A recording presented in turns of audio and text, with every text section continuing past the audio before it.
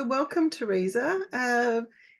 This is a kind of exciting beginning because we're collaborating together and we're starting these podcasts to talk about things that we feel are relevant and things that our hypnotherapy careers perhaps can lean into. And obviously this year I've started the academy, the Hypnotherapy Academy, and we run out of Wellington, New Zealand, and you are my academy advisor. So we do a lot of collaboration together. We're also sitting on the committee for the New Zealand Association of Professional Hypnotherapists, and Teresa's awesome because I couldn't do half the things without Teresa helping me out. And we've gone right back and we've done retreats together, meditation retreats. And we've also held a conference last year, and we're about to hold another conference for the NZAPH. And that's exciting. We've got really interesting speakers, and Teresa's been absolutely heading that up. But we thought today would be a good opportunity to talk about what's happening in Wellington and really New Zealand, because New Zealand's going through a bit of a recession anyway, like many parts of the world. But the government at this moment in time is kind of going through a lot of redundancies and laying off a lot of people who they deem is excess to requirements and trying to get back on budget. But it has had a bit of a catastrophic effect on people, I think, and it's a stressful time. So first of all, let's just kind of, I guess, hand it over to you, Teresa, to sort of tell the audience who you are and what you're passionate about, and then we can kind of move into the topic of redundancy and how people can get that right support potentially if they're really feeling a little bit stressed out about it. Thank you, Meredith, for such an amazing introduction there. So you've said a lot already, and we have known each other for over 2 decades now. So it's making me feel a little bit old in some ways. I can't be 21 no more if we've known each other for over 2 decades working. So yeah, like you were saying, my passion is for actually helping others and supporting others, especially for positive change. And if there's a way that I can help somebody move forwards in a positive way, then I'd like to be able to assist them. And especially at the moment, I mean, 2020, what the past 4 years have actually been like for most of us. Who thought we'd ever be told that we had to stay at home, be locked up, wear face masks if we go out, and can't contact people? I mean, it was such a shock to everybody's system and environment. And here in New Zealand, we weren't affected anywhere near like the rest of the world was, but it had a massive impact on our well-being. And anxiety was a great thing that started to sort of come even more to the forefront for people working within the health profession, unfortunately. And then again, here in New Zealand, we hit recession, we came out of it sort of, and then we've been told we've gone back into recession, and especially the government are making major changes, and a lot of people will be affected. I mean, just yesterday, over 1,000 people in Wellington were made redundant, or their jobs were disestablished. So there's a lot of uncertainty out there at the moment. And I think too, when you do rewind and we think about COVID times, we had a different government, and how they dealt with that was supporting and giving out a certain amount so people could keep paying the bills. And, a lot was happening during that time. And I think generally the world, little by little, has sort of started to recover, but there's definitely that recession energy. And then we're sort of seeing the ripple effect of those times affecting the budget and how much infrastructure needs to be put in place, and having enough money to redo really serious things like water infrastructure, because we've got broken pipes and all sorts of things in different areas, and the money hasn't gone where it needs to go. And I guess the government's really thinking about how best they handle this next journey, and unfortunately that means redundancies for key positions, managers and other people in different fields, and it's just like nothing we've really seen before, have we? Not that I'm aware of. Obviously, I'm not totally from New Zealand. I only moved over here coming up 26 years ago, but I've never seen anything like this before. Yeah, Yeah, yeah. And, so many people overwhelmed. yeah. And I think too, when it's not your choice and it's sort of forced upon you, and you've got a mortgage and you've got kids and you've got responsibilities, having that financial pressure to go, God, how am I going to keep everything afloat? And especially if you've got two of you working for a government department, which is quite the case for many people in Wellington. A big part of Wellington society is based on IT experts and government workers, and that sort of fed the economy quite happily for such a long time. But when you've got such a big group of people all at the same time, suddenly having to rethink things, that can really be quite a shock wave to your family unit. And even if you're just by yourself and you've got no one to lean into, that can be also quite scary for some. That's right. And it's not just going to impact the people that are affected by the redundancies, it's going to affect people that have businesses as well, small shop owners and places like that in Wellington, because it's, as I say, just from one day, 1,000 people are no longer possibly going to be entering into the city on a daily basis, at least for a short time anyway. So that's going to have an overflow effect as well, and an impact onto the city that's already trying to sort of been struggling for a while, trying to recover from the effects of COVID.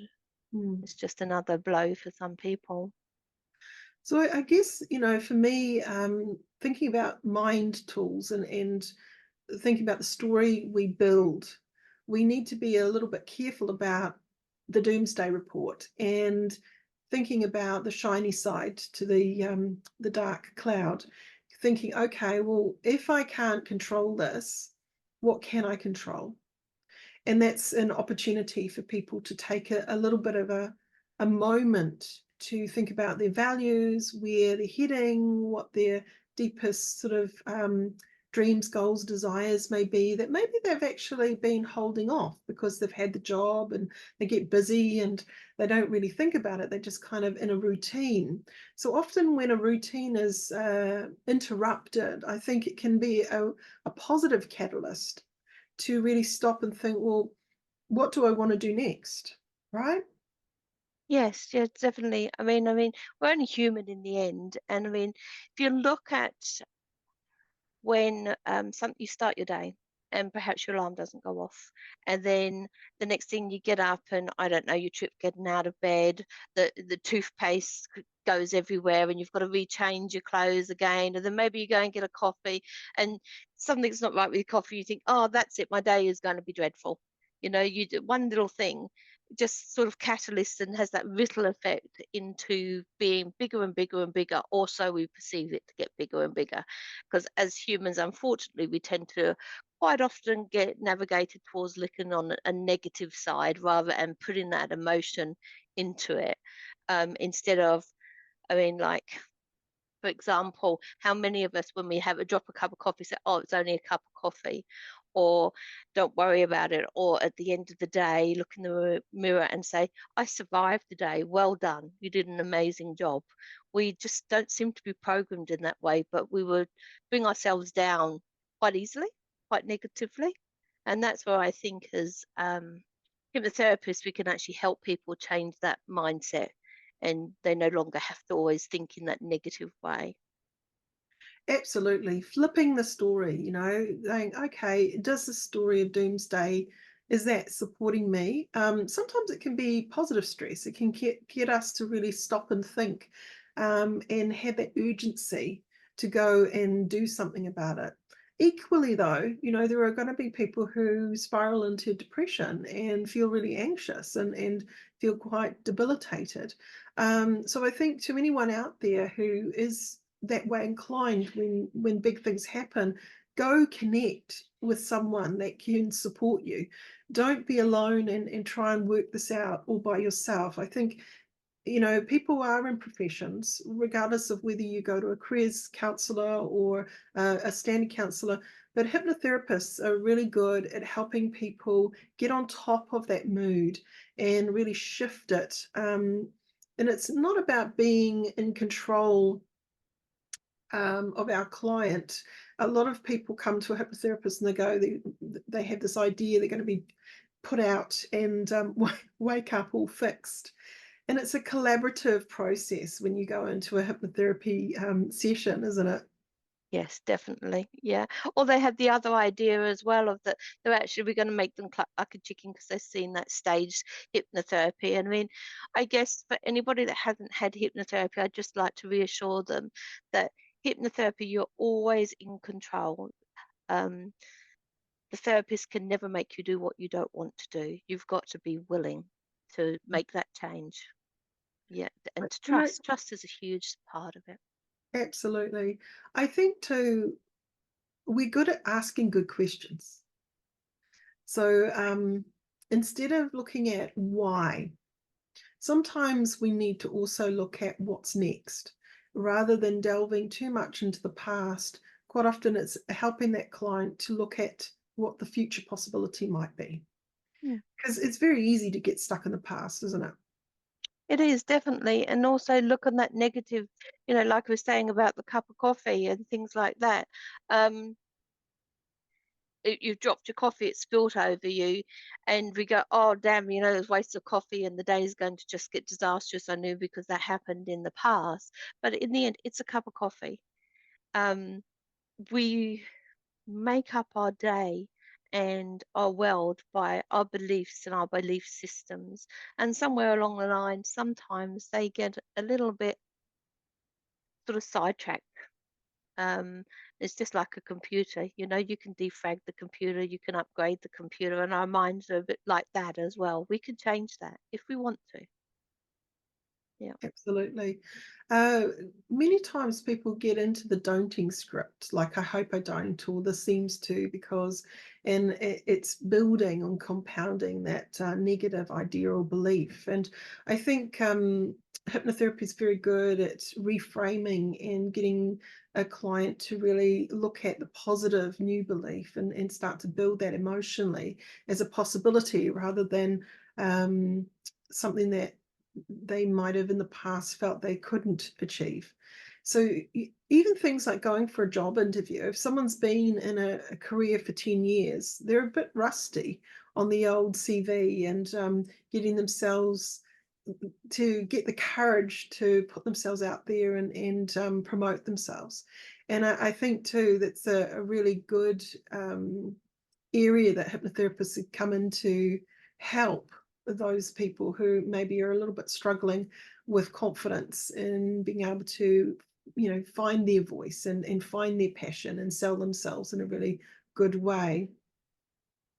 The other thing, of course, too, is sleeplessness. When people are a bit stressed, quite often they're up all night and they can't, they're tossing and turning. And hypnotherapy can also help to settle the mind enough that they can get that sleep that they really need, so they don't spiral down more than they need to. And I think that's really important to look at. What's the tools in your toolkit, and going to a hypnotherapist and sort of helping build those tools is essential in this day and age. Yes, definitely. I mean, I love that saying, like, when life gives you lemons, make lemonade.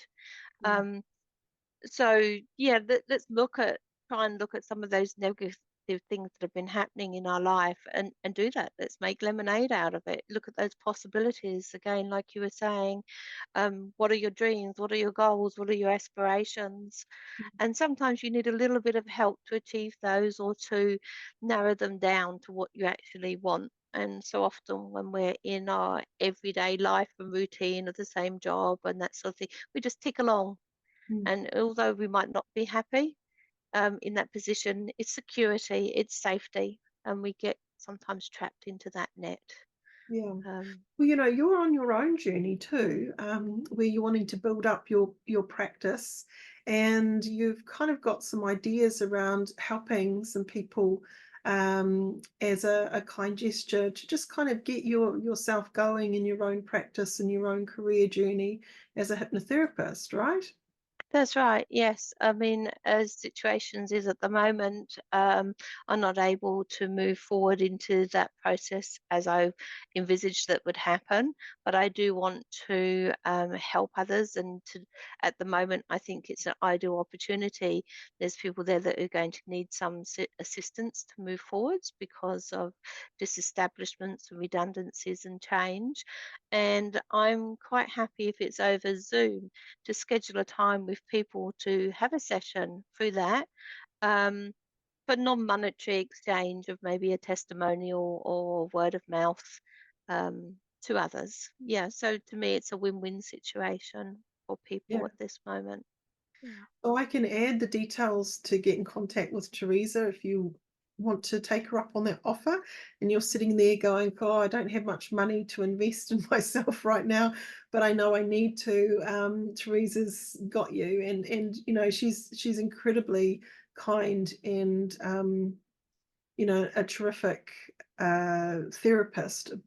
I mean, one of the things that I can say about Teresa is she has this capacity to understand where someone's coming from and really relate to such a broad lot of people. You've done a lot of work with people in very, very tricky situations, and so you understand how layered life can get, right?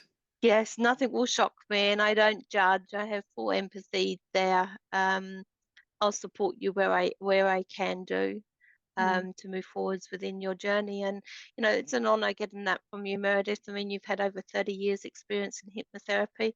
We've known each other for, a couple of decades almost. My field hasn't always been in hypnotherapy, it's been in other holistic practices as well. But for the past several years, I have been into the hypnotherapy, that journey.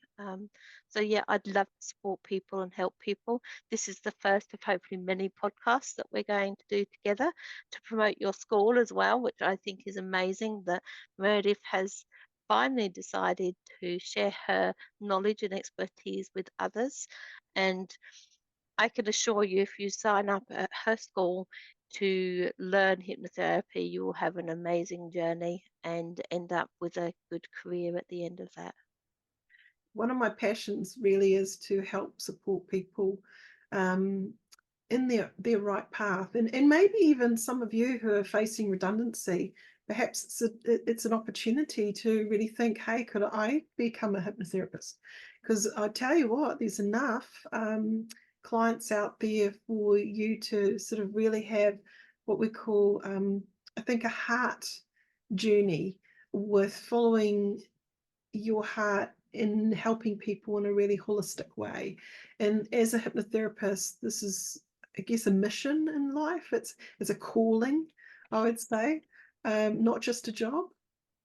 No, most definitely. I mean, I find it really rewarding. It can be challenging sometimes, with people's journeys that they bring to you and their stories, but it's a real privilege and honor to be in a space where somebody feels confident enough to share what's holding them back and their journey.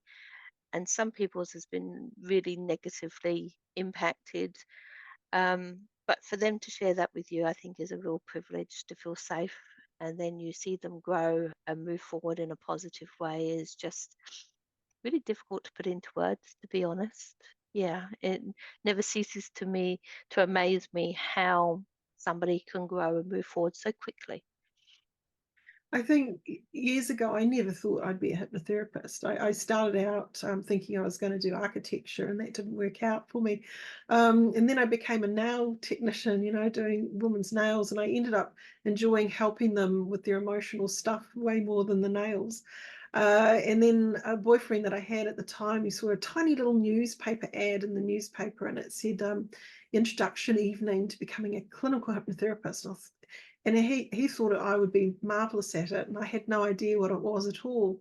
So I went along, and I remember crying because there was something about what they were saying. It made sense. It was what I was seeking. And after I did my diploma in clinical hypnotherapy, 2 weeks after I had my certificate, I started up my practice here in Wellington, in Brandon Street, in the Harbour City Tower building, if anyone's familiar with that. And I was on level 4, and I got one of those sandwich boards and put it downstairs. And half an hour later, I had my first client. He walked in the door, and I never looked back. And that was, 31 plus years ago. So, when we're looking at things that make sense, I guess that's kind of the vision for the school as well, is passing that on and leaving a legacy behind, because I'm not always going to be around. And there'll be a time where I'd like to think that hypnotherapists are thriving out there, which is part of, I guess, my mission as being the president for the New Zealand Association of Professional Hypnotherapists, and starting up the school. It's really about me pumping out this message to people about how powerful hypnosis can be, and what a hypnotherapy sort of journey entails is something quite spectacular, because you have a client coming in and they've got this issue and they walk away without it. You actually see positive change time and time again, unlike sometimes a counseling session where it feels like the never-ending story, and they end up kind of going over and over and over again the same old stuff, and it's not as solution focused. Sometimes it can just get into the why and why and why, and more of that, I guess, Freudian idea of looking at causation of things. The thing is, I think nowadays we are understanding the neuroplasticity and the ability for someone to reframe their belief system and to reinvent themselves. And the mind is so powerful, but we're just beginning to understand. But hypnotherapists for many years have been seeing this stuff happen before their eyes time and time again. But for some reason, the world hasn't quite caught up with the amazing work that we've done. So I guess it's my mission to, pump it out there into the world and say, hey, guys, look at what we're doing. It really is effective. And I just want more and more people to be able to do this and help more and more people, because I can't help everyone in the world. So if I can produce amazing, keen hypnotherapists, if I can build a school to advance hypnotherapy in the world, then it's going to make me a happy human. Definitely. I mean, like myself, my journey's been a bit different to yours, although it did first start off in construction, and then move forwards to mental health and disability, early childhood learning. And along the way, I learned, because of various reasons, various other holistic modalities as well to help with myself and my children.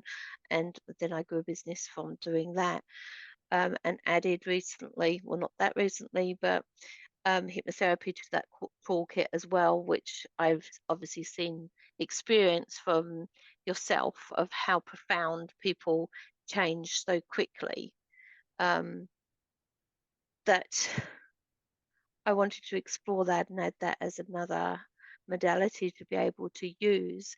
And it's not known enough by people that hypnotherapy is so effective. And to get that word out, my passion for, like with the NZAPH, and that is to grow people's knowledge wider, not just professionals, but also outside in the community, that hypnotherapy is a tool that can be used by almost everybody, that isn't, I can say, intrusive. Although we're working with the mind, we're not implanting things to make somebody actually do. Their choice is to take those suggestions and use them in a positive way. And the outcome at the end of that session, you can see, you can literally, in some cases, see people changing through that session in front of you, which is just amazing. And then just to spread that word and for people to go to a hypnotherapist for first call, rather than going as one of the last things that they decide to use because nothing else is working. Yeah. That reminds me of a client I had a few years ago, and she got really angry. And it was our second session. And I said, "Why are you so angry?" She said, "I've spent my more than 3 years going to psychotherapy, and I was able to do in 2 sessions with you what I couldn't achieve in those 3 years. I'm bloody angry." And I thought, well, yeah, because for whatever reason, sometimes, and it's not the fault of the psychotherapists or the counselors, that they're doing what they're taught. But I think the world has moved on, and with NLP and great minds like Erickson and just positive psychology, there are more and more people realizing people aren't broken. The story you tell is something, and we can take command over our story, over our identity position. Just because we've been a certain way for all of our life doesn't mean we can't change in the next chapter. And that's where taking back the power and realizing that the past doesn't have to define you, doesn't have to hold you back at all. In fact, you can utilize the wisdom of what you don't want and get really clear about what it is that you desire, what it is that you really want.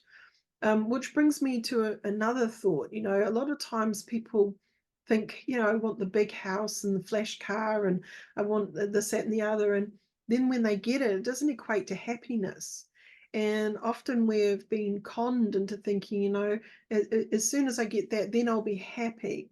But happiness is a state of belief. And often, too, when a redundancy comes, it's a great moment to do a bit of an audit and an edit of your life, and to think, actually, was I just doing that because it was just ticking off the box of things I thought I needed to do in my life? Or do I want to change tack? Do I want to sell up and go and tiki tour around and have a different lifestyle for a bit? What are my values? What are my dreams, goals, and desires? Because many people that go out of school, they have no idea who they really are.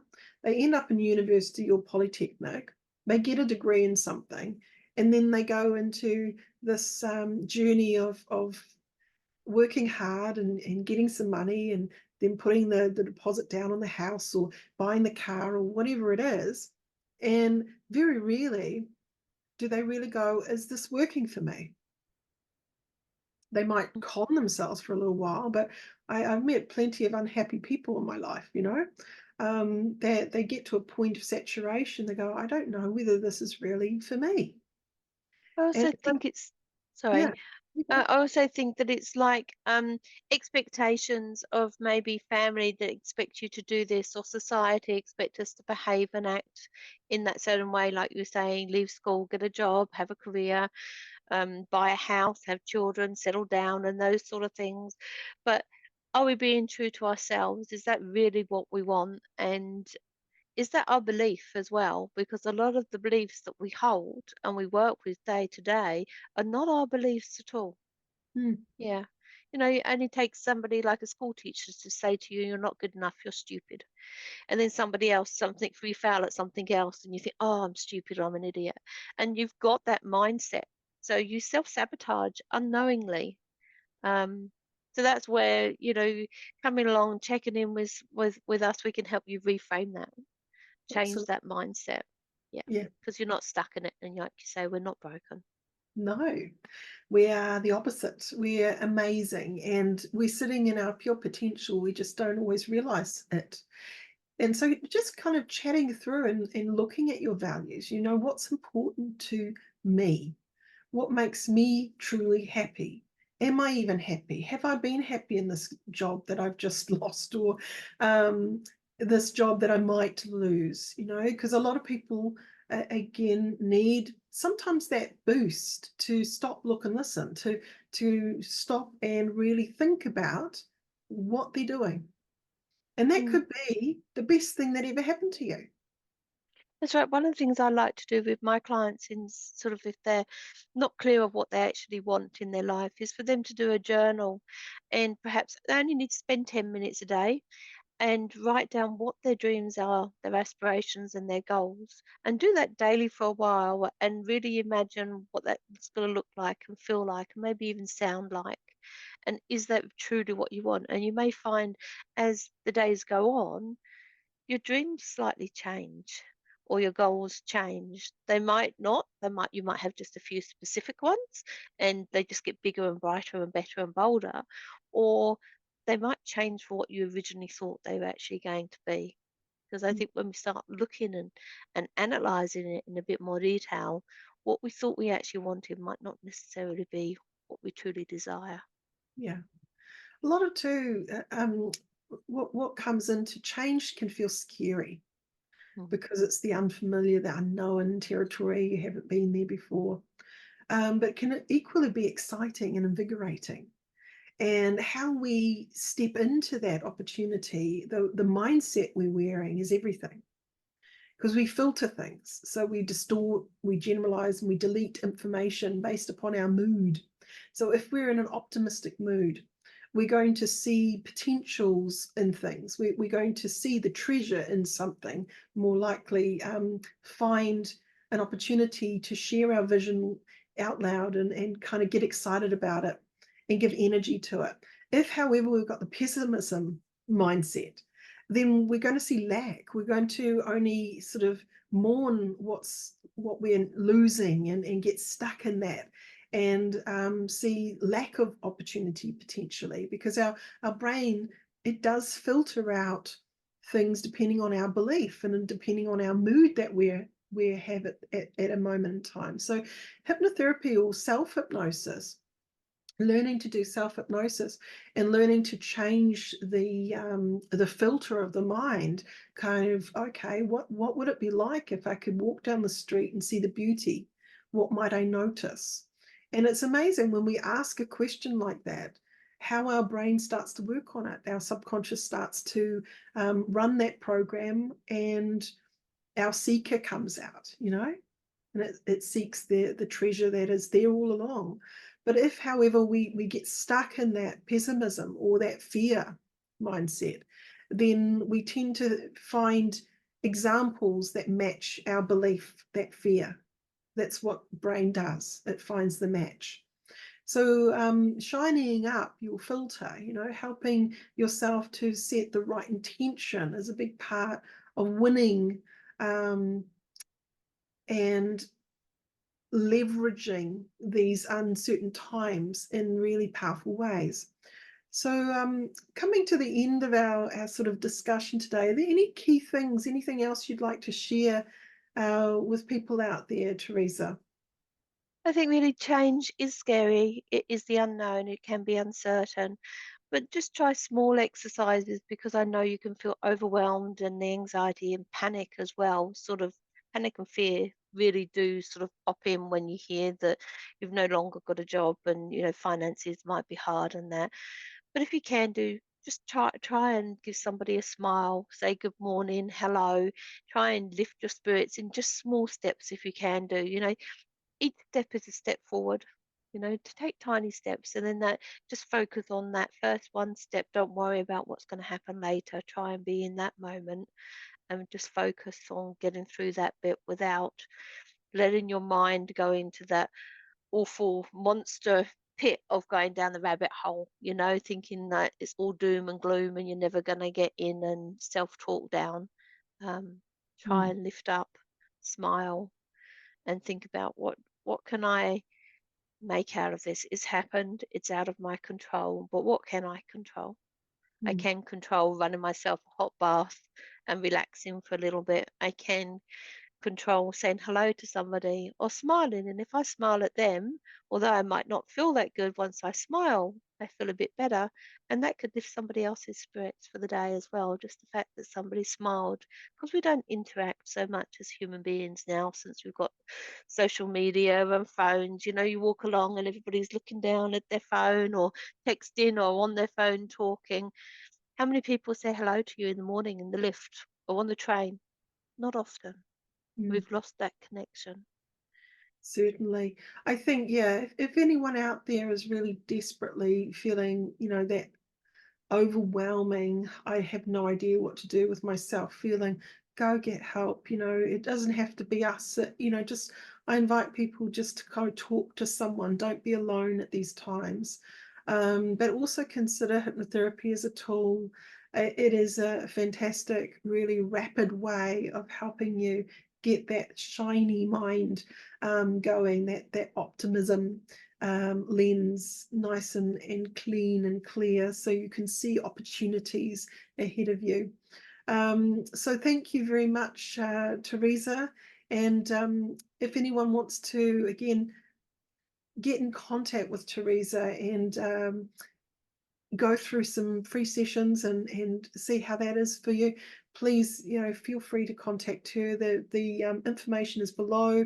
Remember to subscribe and like this, share it with people, because we really want to get this information out there into the world. It would be such an amazing thing to be part of positive change out there. And I think the messages that we have and we want to talk about, and hopefully too, I've got some speakers that I want to bring on and have little chats about their hypnotherapy journey and their career, will inspire some of you out there who perhaps may be thinking, perhaps, I could become a hypnotherapist too. So if you are keen, on finding out more, I've got 18 modules that we go through, and there is information on the website, so you can have a look at that. And we do have different starting dates. So some people will be starting in June and others maybe March next year. But yeah, if you're keen on looking into that and you want a little discovery call, we can set up a Zoom conversation, and I'm happy to answer any questions that you might have about the school and about the journey of learning. So yeah, anyway, I hope everyone has a fantastic day ahead, or for those that are going to sleep, no eyes. And it's been good to Can I start. just say one thing as well? Sorry, before we go. Sessions can be, and I would be offering my sessions over Zoom. So hypnotherapy doesn't have to just be a one-on-one. In an office, you can actually set them up safely, being via Zoom as well. Conference, and there are many well-known hypnotherapists that actually do that. They don't actually see people face to face anymore. Yep, since COVID. Yeah. So it can help with people with costs and time as well, that they have the Zoom session. That means even people outside of New Zealand, feel free to contact Teresa. It's a global world these days, and I think the Zoom has really made it more accessible, actually, to people who otherwise can't always find someone, and even people rural. I've definitely seen a lot of people who are out farmers and things that wouldn't normally get an opportunity to come in and do that kind of work with someone. So it is quite handy to be able to log in and have a proper connection with someone over Zoom. Yeah. Yeah. I'd just like to say, by finishing off, for all of those that have been affected or having trouble times at the moment, then you're not alone. Please reach out to somebody. If it's not to us, then that's fine. But don't sit there alone. There's always someone there that's willing to support and assist you through this journey. Good advice. So thank you for everyone for tuning in, and remember to like and subscribe and share and all of Yeah. that. So and check out our links below, and yeah, I'm looking forward to a series of podcasts from here. Yep. Thank you, Meredith. Cool. Bye. Bye.